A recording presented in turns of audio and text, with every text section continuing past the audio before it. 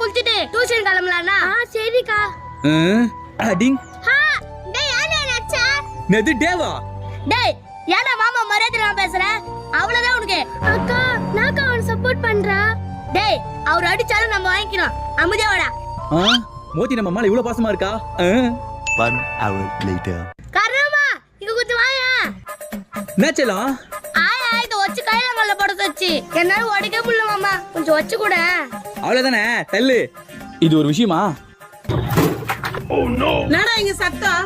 ஐயோ ஏன்டா இது வச்ச? ஐயா நீதான் உடைக்க சொல்லி மோதிக்கிட்டு சொன்னியாமே அதான் வச்சேன். அட பாவி எவ்வளவு போய் சொல்றான் பாரியா.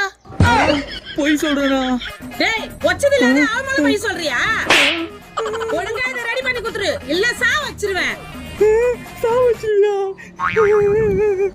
எப்படி பழிவான பாத்தியா?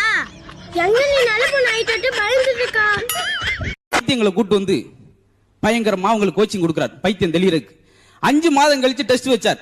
பைத்தியங்கள்லாம் பைத்தியம் தெளிஞ்சிருச்சா அப்படின்னு சொல்லி எல்லாரையும் நாற்காலில் உட்காந்து வச்சு சைக்கிள் ஓட்டுங்கடா அப்படின்ட்டார். அதுல எல்லாரும் அப்படி கிருகிருன்னு சுத்திக்கிட்டு இருக்காங்க. அதுல ஒருத்தன் மட்டும் சுத்தாம உட்காந்தான். இவருக்கு ரொம்ப சந்தோஷம். நம்ம இவ்வளவு வைத்தியம் பார்த்து ஒரே ஒருத்தன் வைத்தியத்தில் தேர்ந்து தெளிவாயிட்டானே அப்படின்னு சொல்லி ஏப்பா நீ ஓட்டலையா அப்படின்றார்.